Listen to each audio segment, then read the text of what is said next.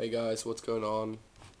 It's Friday here, and today I'm gonna bring you my super high upside, yeah, like nearly unlimited ceiling Draftkings lineup for tomorrow.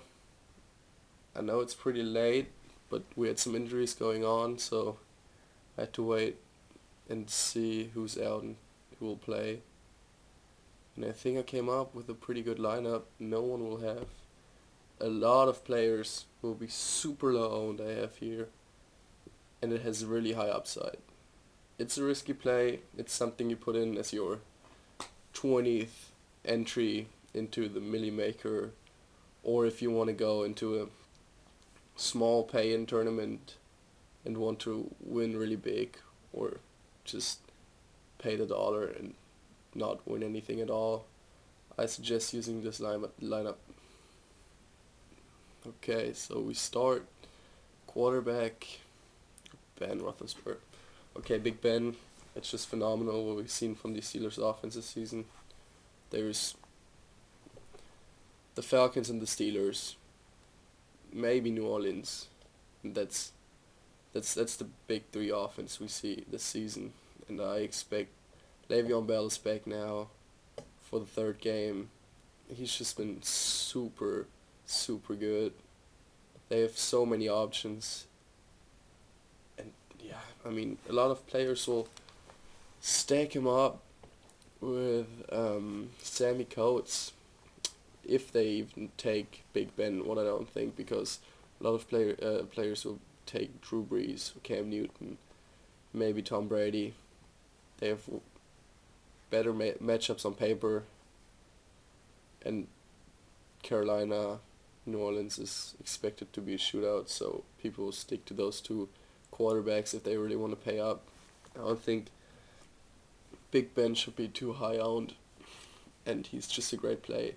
Even though he's way better in Pittsburgh than in Miami or than playing on the road, I still think he has 3 to 4 touchdowns upside, and he'll be a good play this week. For running back, of course, Mr. Bell. Nothing you really have to say about that one. He's number one running back on every expert's sheet this week, and probably from now on every week. His floor is something about 23. That's just ridiculous. And his ceiling, if you look on Fantasy Labs, his ceiling is 40, I think. I've never seen anyone have a ceiling of 40. It's just ridiculous. He had 11 targets last game. 11 targets. Together with 20 rushing attempts. That's just ridiculous. 9 receptions. Just imagine one receiving touchdown, maybe one rushing touchdown, and you have 36 points. So if you will find the end zone, he has a safe 30 points. And that's awesome. That's top 5 running back for sure. With the ceiling that could be number 1 running back by 10 points. Okay, second running back will be something, yeah, he'll be not too low owned, I think, but kind of a tricky play is Giovanni Bernard. Cincinnati will trail by a lot. I mean, it's New England, all their weapons back, Tom Brady there. I just see it to be a high lead for New England, and they will completely take out AJ Green of the game. That's for sure. That's how Bill Belichick plays defense. Take out one guy. And Cincinnati has no one left if AJ Green is out. I mean, yeah, Tyler Eifert is not gonna be back this week, and Brandon LaFell used to play in New England, so they know him pretty good and know his strength and weakness, so he will be out too. That will leave only Giovanni Bernard. Short passes, a lot of screenplays probably for him. Jeremy Hill will play some, He will be back, but he's super banged up, and New England has been very good against the run, so I expect a lot of short passes. I expect around 10 targets, 8 receptions, hopefully a touchdown, and about 70 to 100 yards. And that's the best we can get at this price. Okay, the reason we took a second cheap running back was this guy, Antonio Brown. As I said, a lot of players will probably take Sammy Coates this week. I watched the game last week, and Sammy Coates was just, oh gosh, he dropped so many balls. He was so inefficient. He was so bad. He ran some good routes, that's for sure, but I think Big Ben will go back to his main guy this week, and Antonio Brown is just nearly the same floor as Le'Veon Bell does, and point per reception on Draftkings, it's ridiculous, Antonio Brown. And I expect 30 points at least from him. He will see the end zone once or twice and get 12 targets, I think. And you have to pay up for Antonio Brown this week. You really have to, because he will be not as high owned as he was the weeks before. 10,000 is just kind of like the number everybody stops at. And also they say, why pay 10,000 if you can get Sammy Coates and a piece of the cake of the Pittsburgh offense for 4,700.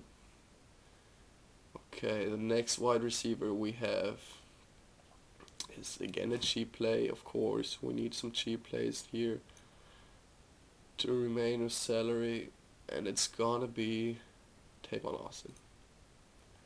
Okay, I mean, he'll probably be a little bit owned because everybody will pay up at running backs this week, and we'll have to make up some salary on receiver, and he's the obvious choice if you really have to go cheap on receiver. He sees the targets, he just hasn't made anything good out of it yet. He ran some special plays last week, designed just for him, and I think they will continue this week. He will see a lot of targets again, and hopefully this week's the one he's going to break out. Detroit is really bad against the pass. They've allowed 14 touchdowns through the air this season, in just 5 games. And I mean, Tavon Austin will find the end zone this week, and together with 10 targets and 7 receptions, that's just perfect value. The third receiver is going to be a special play. Okay, here we go. Brashad Perriman. I don't think anyone at all will have him. I don't know if anyone even really considered playing him or knows about him really. Steve Smith and Mike Wallace are banged up and took it really bad last week. So Brashad Perriman is in for some more snaps this week. He saw an increase last week, and on top of that, he's the athletic guy for deep threats.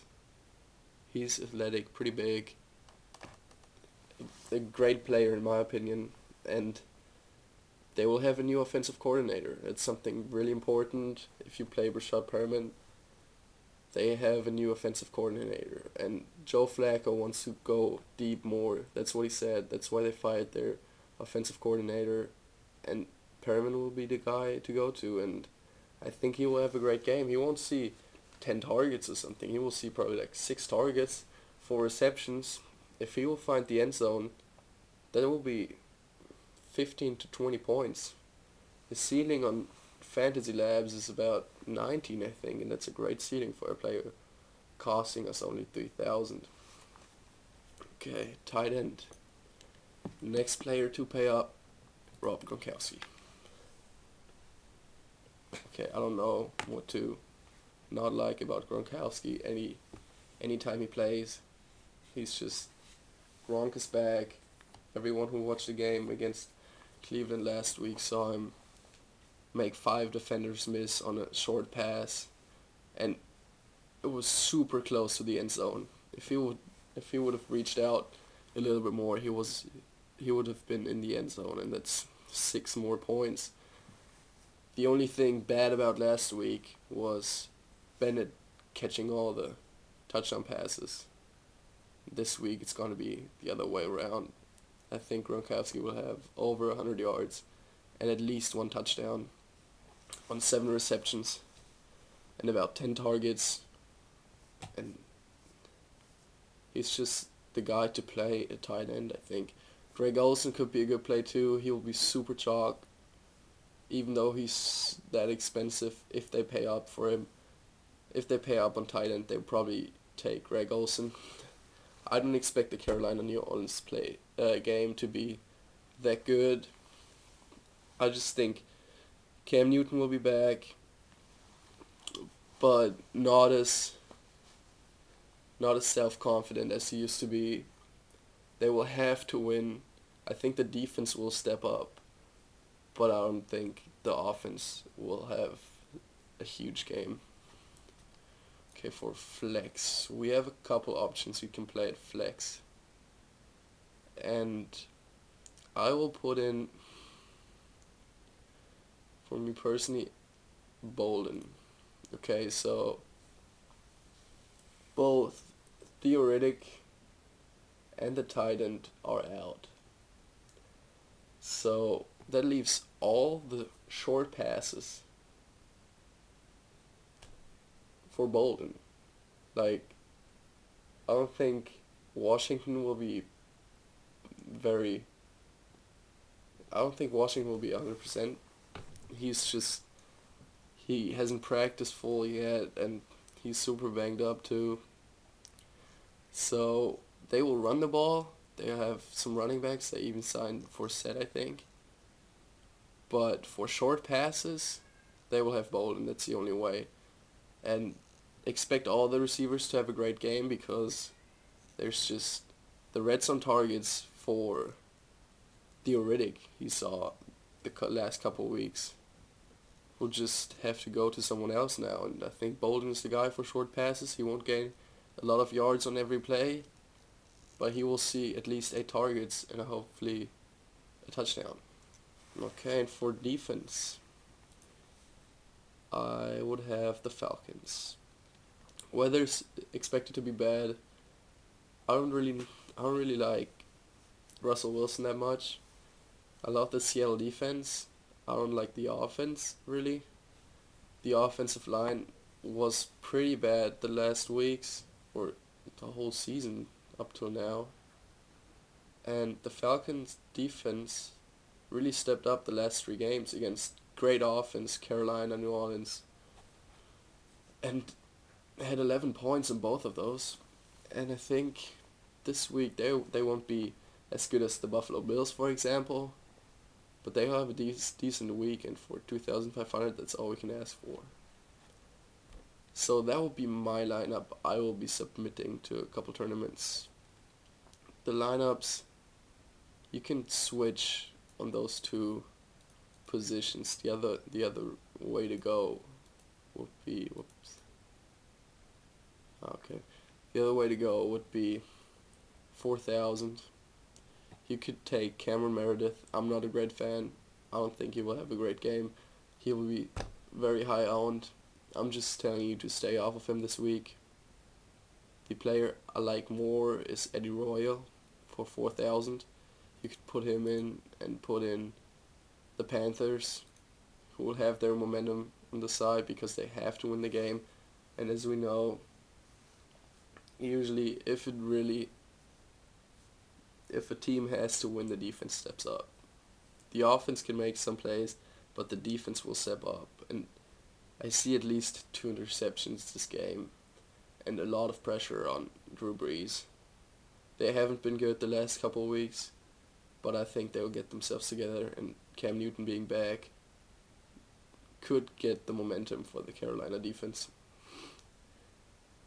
If you don't like Royal, which I could understand because there's only, I think the Jaguars only allowed 200 passing yards on average this season. They're not too bad against the pass.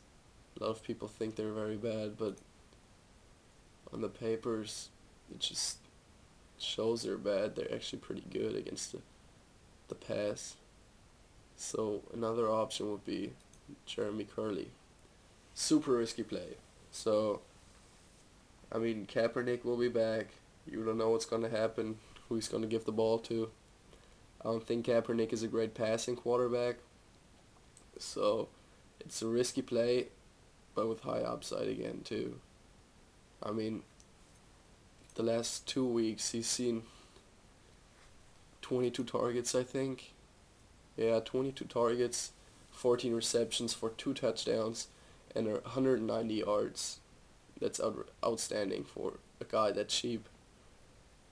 Quarterback change though, as I said, so I don't know how sure you can be to put him in. He's a risky play, but if you don't like the other guys I put in, he's the one I would go to. Okay, put him back in my lineup.